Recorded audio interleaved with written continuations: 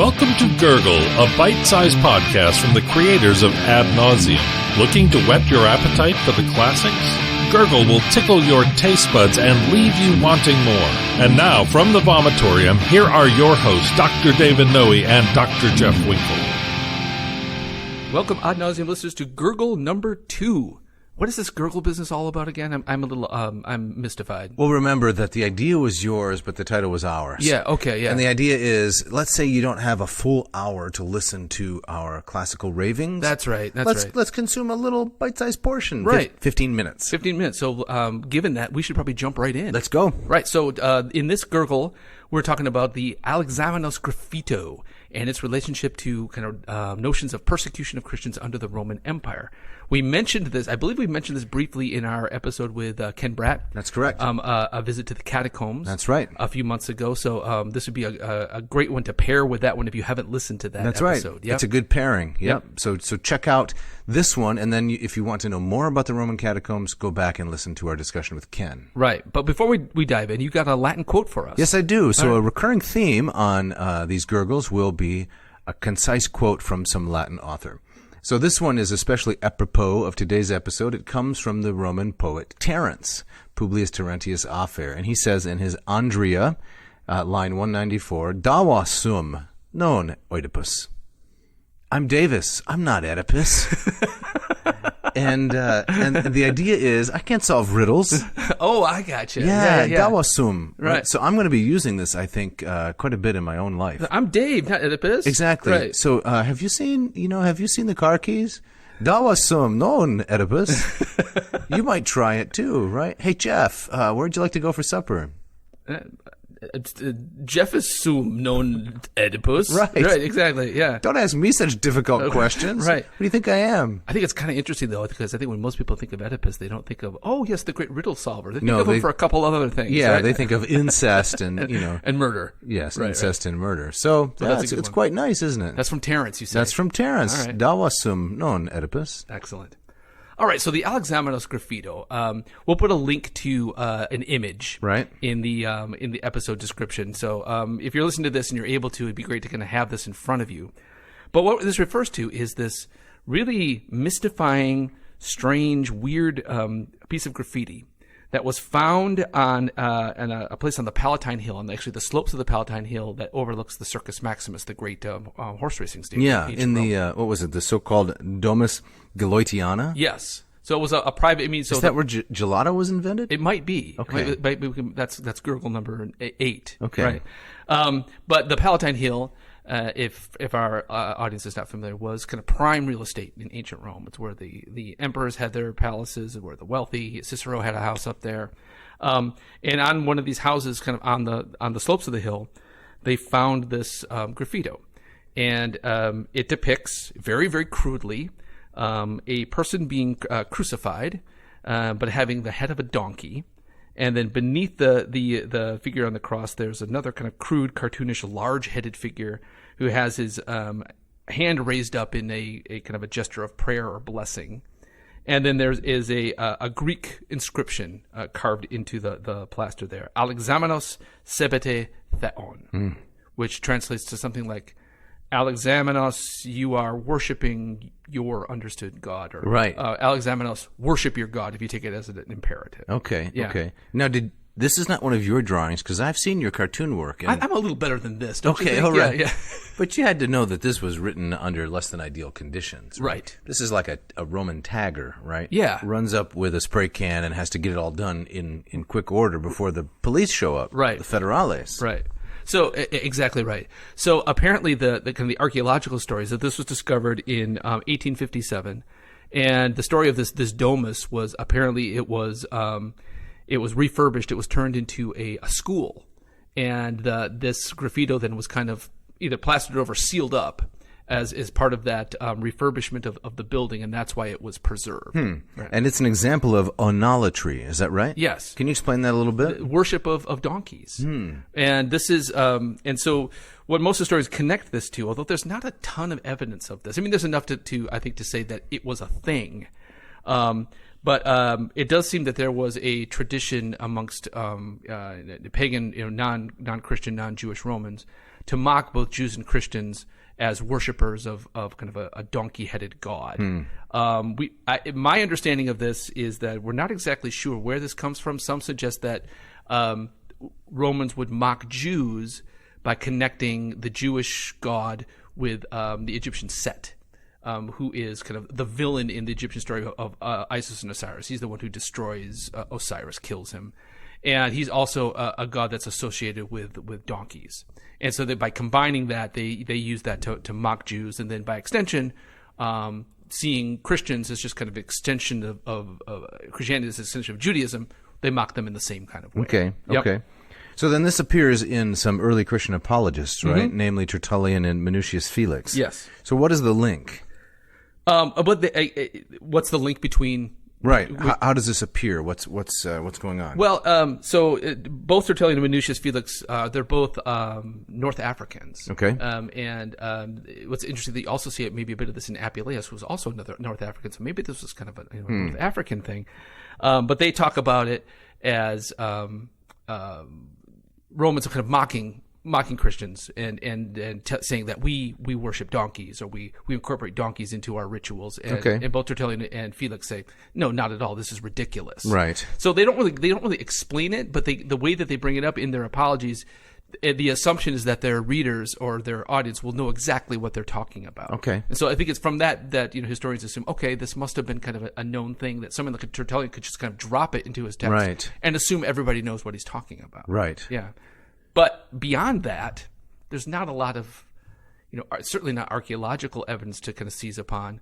The literary evidence is very, very thin. But there's just enough to think, okay, that this was a thing, but what else can we say about it? It's difficult. Okay. Yeah. So we have this quote from Tertullian from his Apologeticum, his apologetic work, his defense of the faith. Yes. And Tertullian's dates are probably about 180 to 250. Yeah. That's the general consensus. He's most famous for coining the term Trinitas and coming up with the first Trinitarian formulation in Latin, at least one of the first.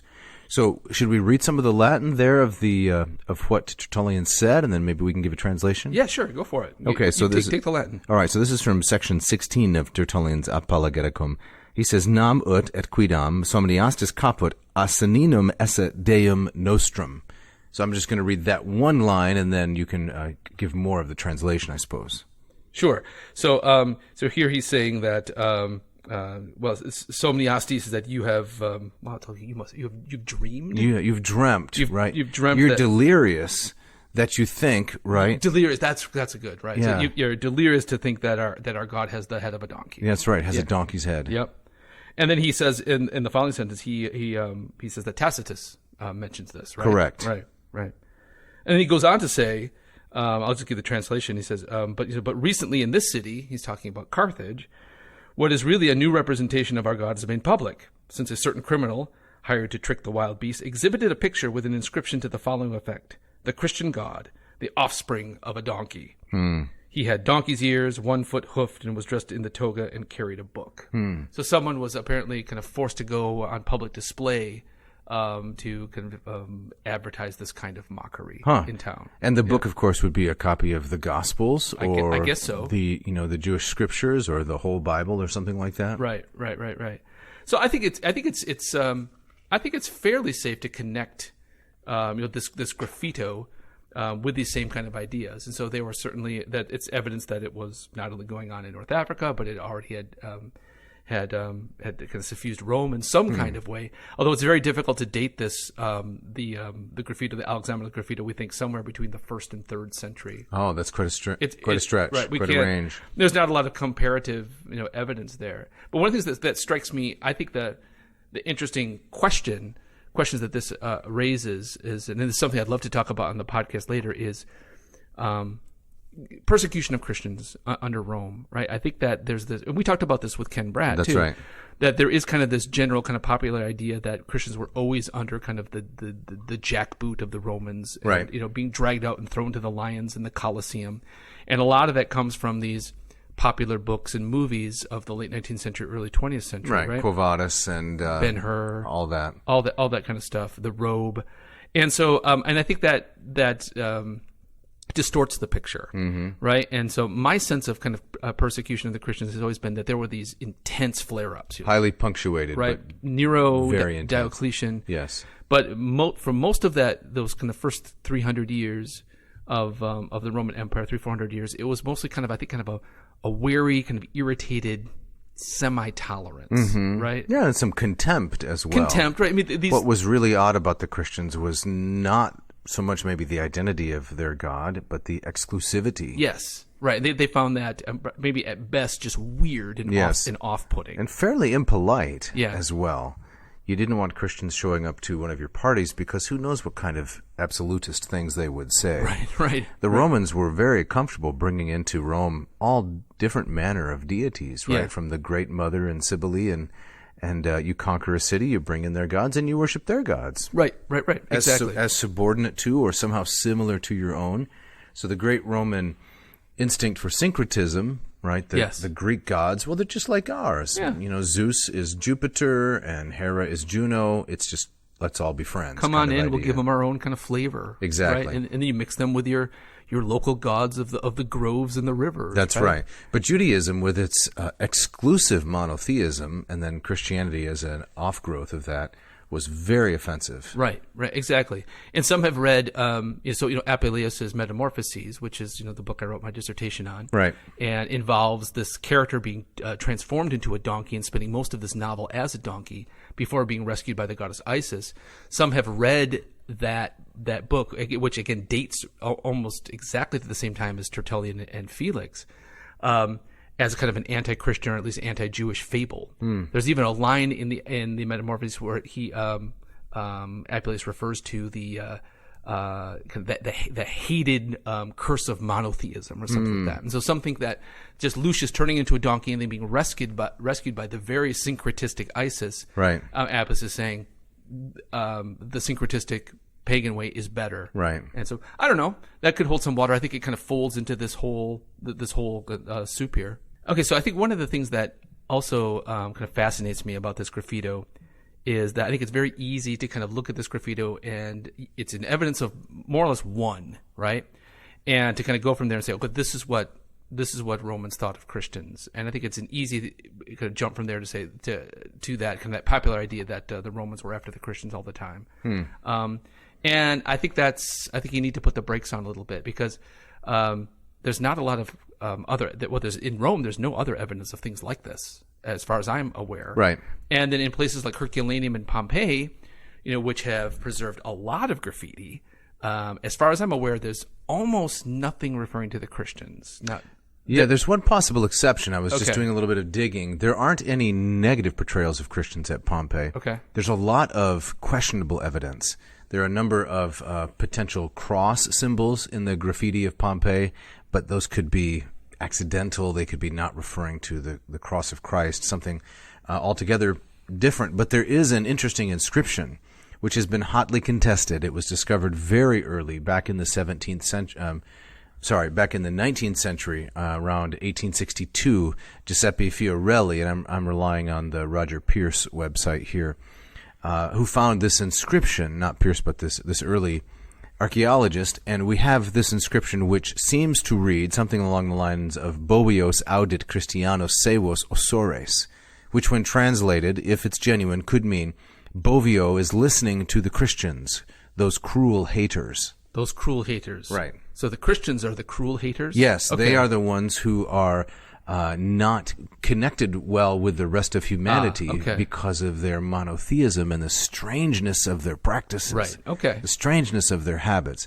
Now, I find that, although this inscription's authenticity is contested, I find it's probably authentic, and the reason I tend to think so is because we have the correspondence between Pliny and Trajan, which is not even 20 years, maybe 30 years After this event. Right. So it's entirely plausible that there were Christians in Pompeii, not according to the legends of a Jewish hotel or a Christian hotel and the other kinds of things that have grown up around it. Yeah. But this inscription is very believable. Right. Okay. Yeah, I'd buy that too. So, so Pompey is buried in 79, right? And that's a decade or so after the Great Neronian persecution, Right. So, I mean, it's very plausible that those kinds of sentiments could have, spread from Rome For sure. To the south very, very easily. All right, so we're up against our Gurgle time limit, but I would like to end with the detail that in the domus where they found the donkey graffiti, there's another, in the next room, there was an inscription that read simply Alexamenos Fidelis, Alexamenos the faithful. Yes. Right?